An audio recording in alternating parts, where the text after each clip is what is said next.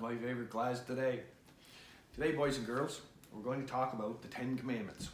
The Ten Commandments, they were a series of rules given a long time ago to the Jewish community, given specifically to a guy named Moses. This guy named Moses was the leader of the Jewish community, and he went up to the top of the mountain, and Yahweh, who was the God, gave him this series of rules.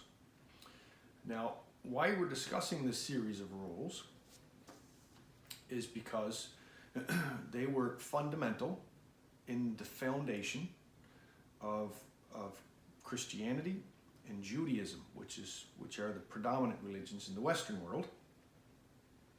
Now, they're also mentioned in Islam. According to Christianity and according to Judaism, they were two stones given to a guy named Moses. In Islam, they are actually referenced in the Quran, I believe, to actually be three stones. The actual rules that were given, the Ten Commandments, they say statements in Judaism, they say commandments in Christianity, can be found in the Bible.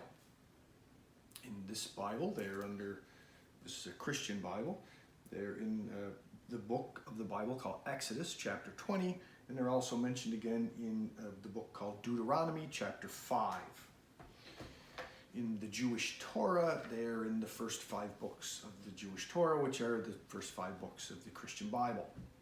So what are they? What are these rules? Well, rules are pretty simple. They're written on 2 stone tablets, according to most Western philosophers. The first stone is all about how we should treat God, and the second stone is all about the rules we should follow in order to be good people. And it is thought by theologians that these rules were put into play in order to help solidify us a good culture, in order to produce a good culture. And the end result of that is our current Western culture. And I think most scholars would agree that our current Western culture is pretty much the apex of any culture that has survived to this juncture on our planet. We have access to food, we have access to clean water, we have access to Medicare health care, we have somewhat of a democracy, we have somewhat of the ability to voice our opinion or free speech. So, life is pretty good. Now, what we have learned in philosophy and sociology so far is that people's moralistic ideologies come predominantly from their family beliefs. And for a long time throughout the history of the West, beliefs were focused around the Ten Commandments, which is why I consider it important that we go over the Ten Commandments in course. So let's have a quick look and see what they say. The Ten Commandments, 5 on this tablet, 5 on this tablet. The first one, thou shalt have no other gods before me. And this is pretty unique, because this is the first time in modern history that monotheism comes into play. Mono means one, theism means belief in, so a belief in one God. Up to this juncture in history, about 3,000 years ago, most cultures believed in multiple gods. There were gods for the sky, there were gods for the sea, there were gods for the underworld, there were gods of fertility, there were all kinds of gods. But this is the first juncture that you see one specific God coming into vogue. Second commandment, thou shalt not make unto thee any graven images. And that references the singularity of God as well. You shouldn't have any other gods. You shouldn't worship other things like money. You should worship the God. Next one, thou shalt not take the name of the Lord thy God in vain. Now, many Christians believe that references cursing. Thou shalt not cuss. Thou shalt not take the Lord's name, whatever that is, according to your belief in Christianity or Judaism, and use that in vain. Most theologians and scholars go a step further with that and say that also translates into doing terrible deeds in the name of God. For example, killing or murder in the name of God, taking over an area like during the Crusades and saying you did it in the name of God. This is so important in Christian belief and in the belief in Judaism that this is the only one of the commandments that will not be forgiven. Using the Lord's name in vain, or using the Lord's name to do terrible, unspeakable things, or to commit murder. It's the only one that theologians say will not be forgiven. The next commandment: remember to keep the Sabbath day holy. And that's pretty unique because it's the first mention in any documents from this time frame that people should have a day off. People should have a day to rest and reflect with family.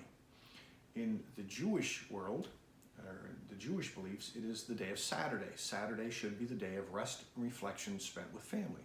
In the Christian world, it is Sunday. Sunday should be the day of rest and reflection spent with family.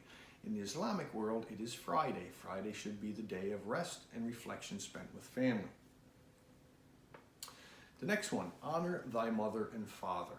Now, we have learned to this juncture in philosophy and sociology that people's ideologies, people's morals, people's belief systems are based predominantly on those of their family. Family is the most important agent in socialization for many people for most of their lives. So the Bible makes mention of, or the Ten Commandments makes mention of, honor thy mother and father. It is their belief system that you take, and you should respect them. Now, I find it curious that it's mentioned in this commandment, the fifth commandment, honor your mother and father, and it doesn't mention love. And I find that strange because elsewhere in the Bible, especially in the New Testament, it speaks all kinds of love. Love thy neighbor, love people even if they hate you. But in this commandment, number 5, it doesn't say love your parents. And I think that's reference, as do many theologians, think that reference is the ideology that there are people, or the belief that there are people who really don't like their parents, and there are parents that are really not good people. So I think most theologians agree that that's in play, the wording is in play, so that you show honor and respect to parents, even if you don't like them. You know, your parents gave up for you, even if you don't like them. Think of what a mother goes through just in the 9 months during the gestation period of humans. Just think of what a mother has to go through in order to have a child. And as a child, you should show them respect for that. The next tablet containing the next 5 commandments are all about basic rules on how you should behave. In addition to having only one God and respecting or honoring your mother and father. This gives you an outline, this stone gives you an outline of how you should behave. And it starts off with number 6, rule number 6, statement number 6 in the Jewish beliefs, or commandment number 6 in the Christian ideology: thou shalt not kill. Now, people use this in relation to capital punishment. People use this in relation to veganism and vegetarianism. Thou shalt not kill. This is actually a misprint.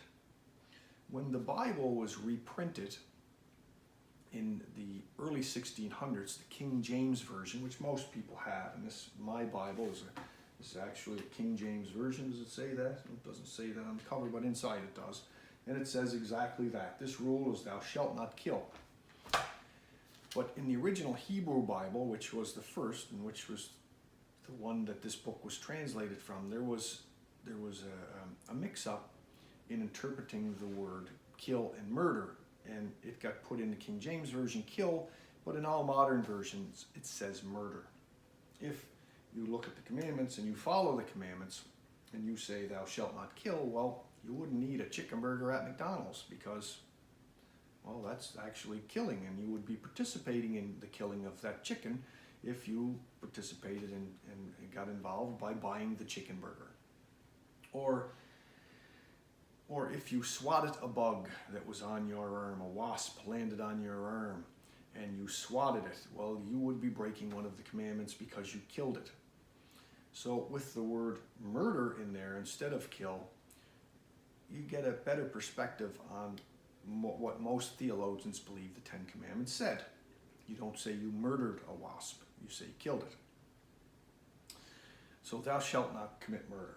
That's number 6. Number 7, thou shalt not commit adultery. Now, if you notice so far in the 10 Commandments, they're written in a time frame when the community wanted to establish a solid society. And in order to establish a solid society, one of the backbones of that is the family unit. And anything that would put into duress the family unit was expressly forbidden. Hence the wording of this one, thou shalt not commit adultery, because the committing of adultery would put into duress the family unit. Sometimes a spouse would leave, sometimes there would just be duress for the children in the family unit, and they wanted to discourage that.